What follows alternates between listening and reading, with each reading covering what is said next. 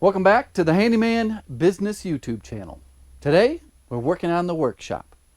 I've been getting more and more questions. Why are you putting workshop videos on the business channel instead of the main channel? Because it's not business related. But it is business related because the workshop is where I make some money. Not a lot of money, but some money. And I'm hoping to make more money in the workshop. We're going to talk about heaters. I went a little overkill. A lot overkill. This is 80,000 BTUs. I probably would be fine with 50,000 BTUs. How did I come up with that number?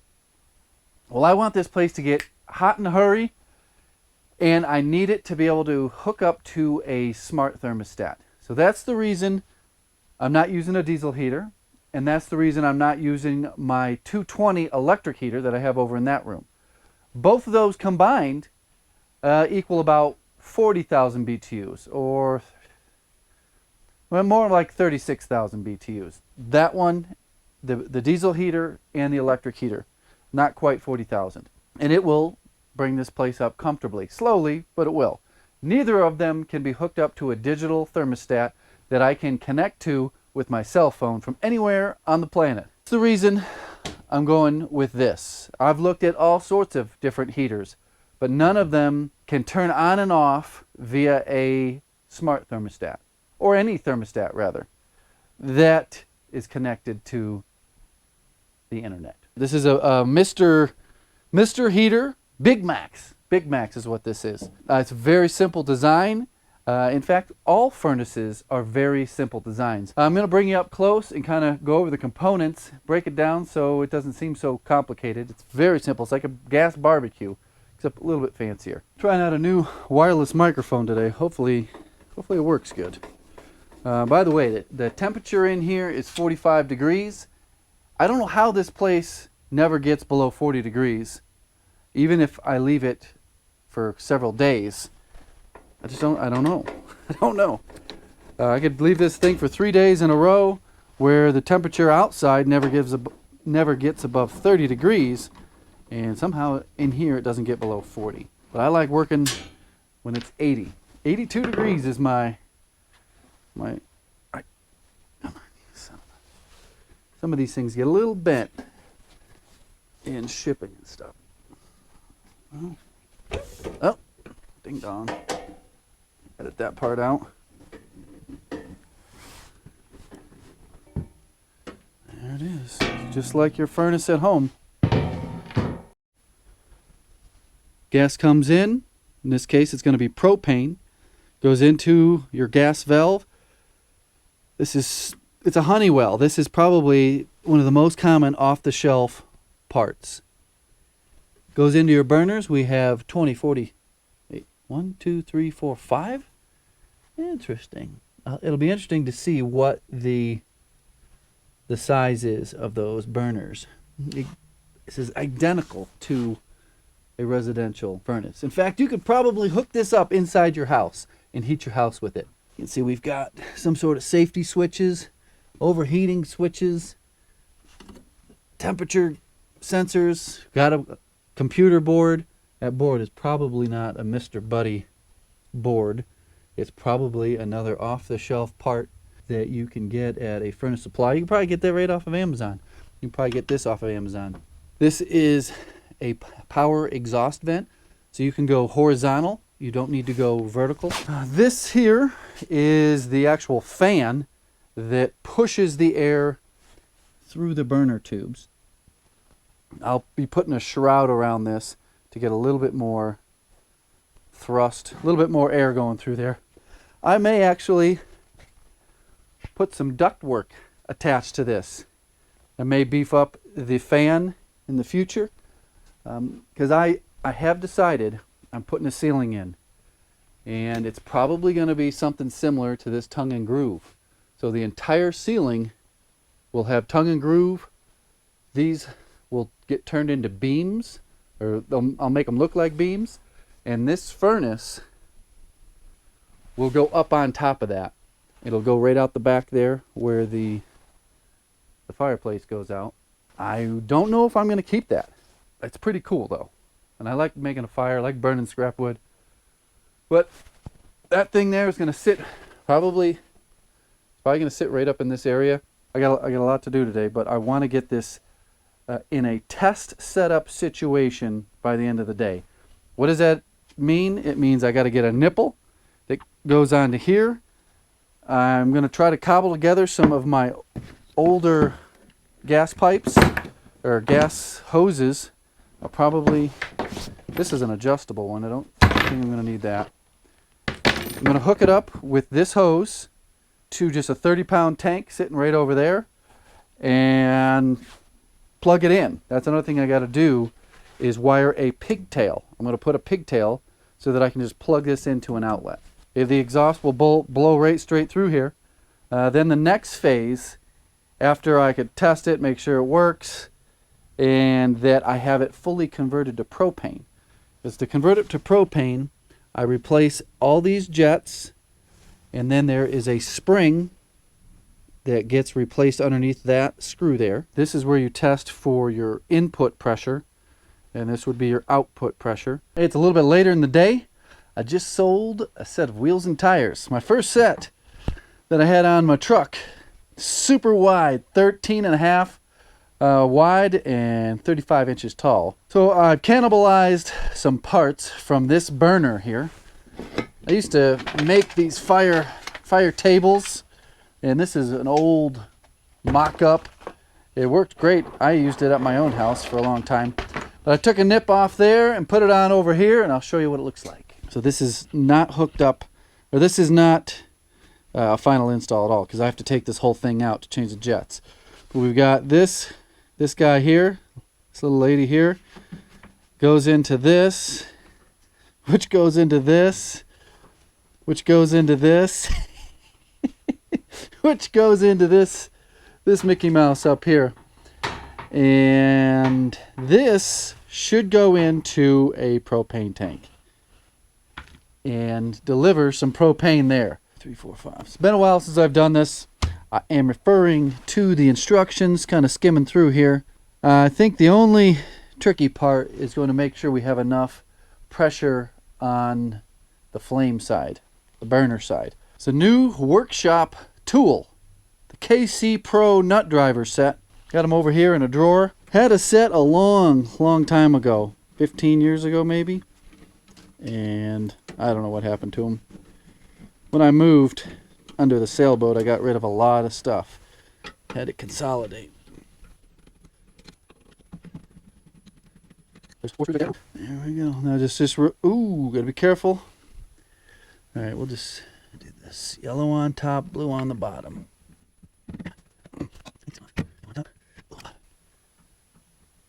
It's supposed to just rotate out of the way here. What the? Should be enough. Is this metric or is this gonna be America? And they got these suckers siliconed up. That's interesting. It said 1/2 inch. Why is this not a 1/2 inch? Using a 1/2 inch open end wrench. Okay, well it's not 1/2 inch. See something in China, some Chinesium. 12 millimeter. 12 millimeter. It's interesting that they siliconed these. Most people, well, it's debatable whether you need to have these sealed up or not. I'm going to hold on to this in case my next workshop has natural gas out there. Hopefully the next workshop already has this stuff installed. So the reason we're swapping these out is they have different orifice sizes. You can see how big that one is there. I'll show you a propane one. Propane is the small one. Natural gas is the larger one. Okay, this probably isn't necessary, but I'm going to put a little bit of pipe dope on these threads here. This isn't like a very high pressure situation here.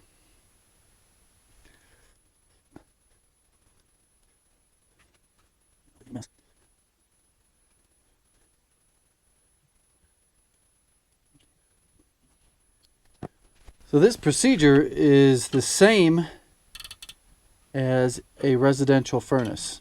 If you had some, why is this not working? This is 12 mil. This is supposed to, this is 1/2 inch. So if you had a house, a cabin where there was not natural gas, run out to the street, and you have a large propane tank at your house, sometimes they're even underground. They bury them in some places. This is how you would swap it over. There's kits for all the major furnace manufacturers. They're just jets and a spring.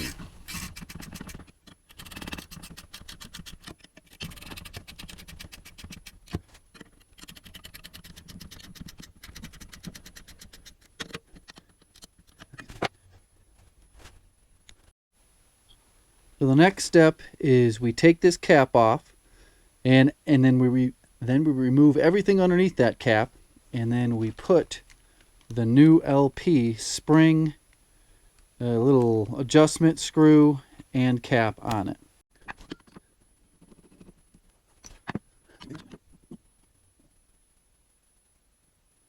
It was in about 2 turns. Starting point is you screw this all the way down and back it off 1.5 turns. Once you replace the natural gas spring with the propane spring. Let's see here. Oh, it worked. The old light always works. Man, that is a flimsy little spring.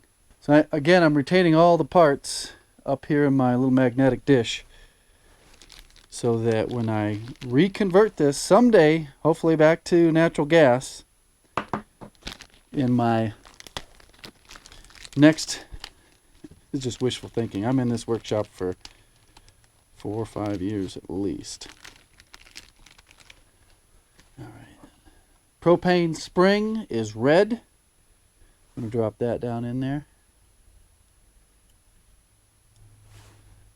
This guy here goes all the way in and then comes out 1.5 turns.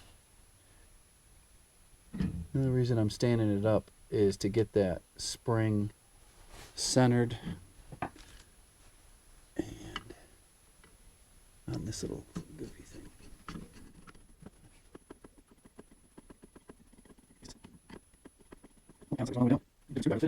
Hey, next up on the list of things to do to this is we got to get electricity up here. And I'm going to put a plug end on the end of some 14-2. It'll probably be maybe 10 feet long. And I can plug it in anywhere I need to. But the main reason is I want to, bench test it, for lack of a better term.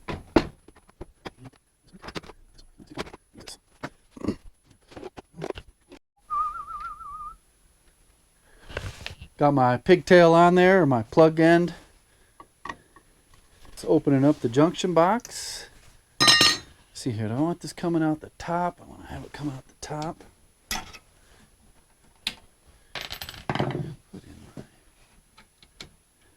Pretty simple stuff here. This is probably 16 gauge wire, stranded. And maybe it's 14 stranded. Where is this ground gonna go?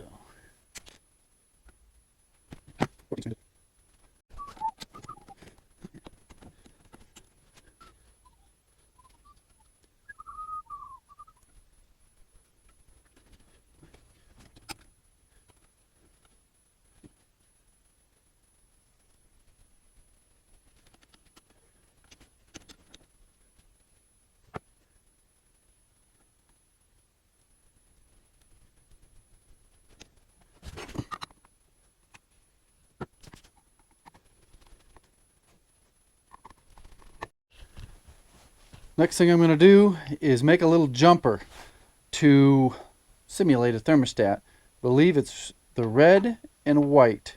R and W is the call for heat. So it'll just jumper right around there, and we can do our testing.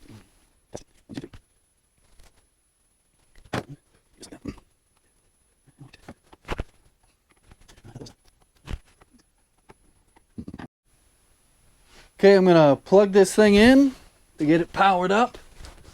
Some power. power.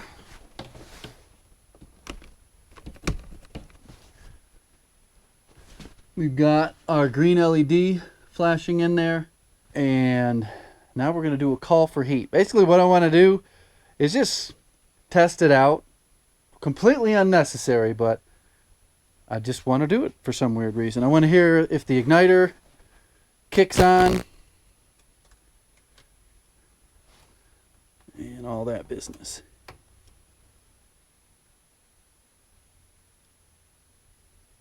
Okay, we got red and white. Flash, flash. Flash, flash. Maybe no gas pressure? Because the door's not on?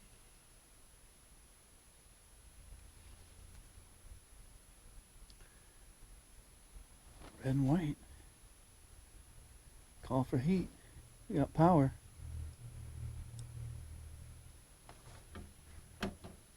Oh! I forgot to hook up the gas valve. Ding dong. Yellow on top, blue on the bottom. Take two. Okay. How I'm doing this is I'm looping it around the white, and there we go. That's the exhaust fan that's blowing right now.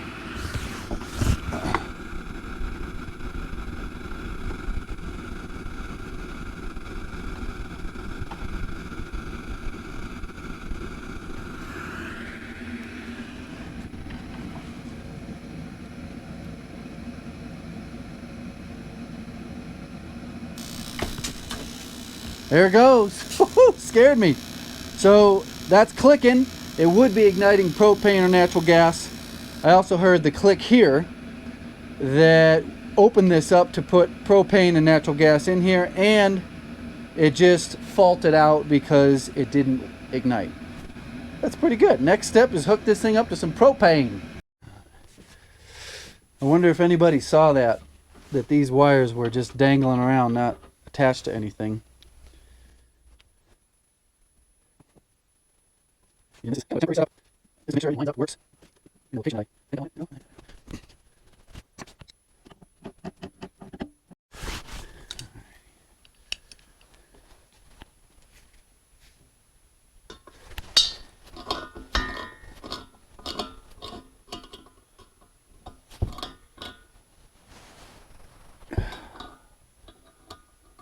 Tighten it too much. There.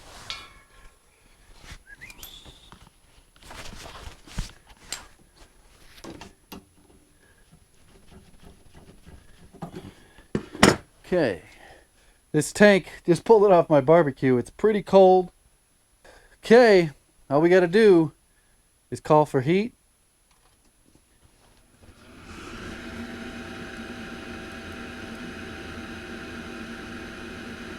It might take a few times to get propane all the way up to here and in.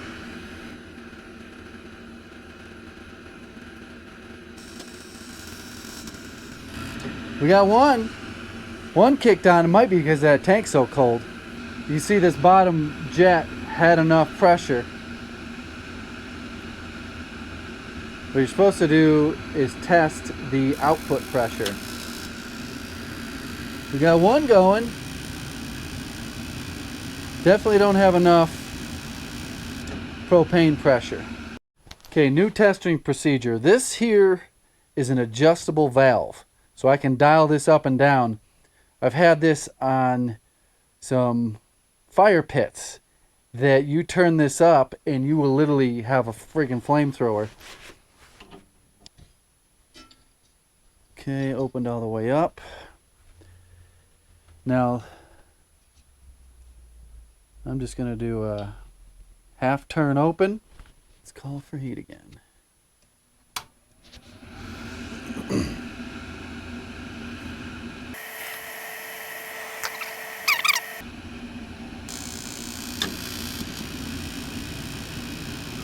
Only got one.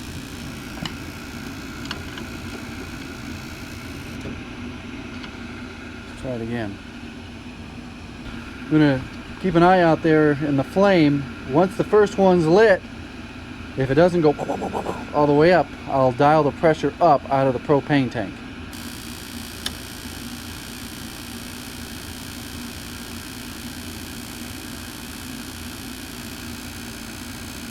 Nothing. That's strange. I missed it. Somehow I got it set the right way. Wait, what happened? There we go.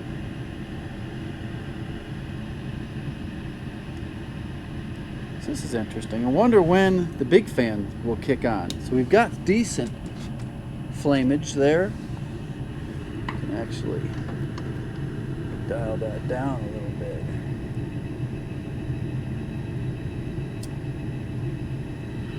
There we go, that just kicked on.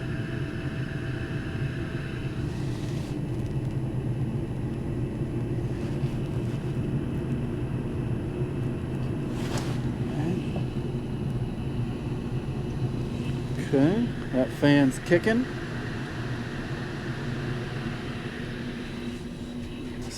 Oh, we've got heat. Got heat. I can dial down the propane. I can turn it up like that. We don't want that, so we'll go right about there. There is exhaust right there blowing right out into the workshop. So testing purposes have been a success.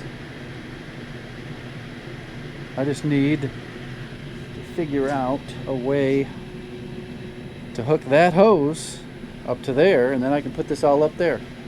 So I'll probably go to the propane shop maybe tomorrow and have a custom built hose and a regulator for this specific application and get some big tanks.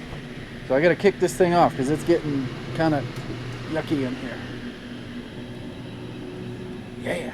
Thanks for sticking around to the end of the video. I was going to make this whole project one video, but it started getting a little long, and I said, you know, well, maybe we'll hold off on the. I got this.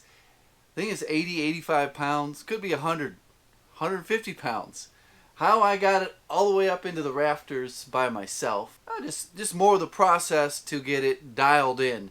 Its final install, which still isn't complete. I want to put some ductwork in to get some heat over into that room. I'm still using the electric heater over in that room because, well, just because. I'll tell you why in the next video.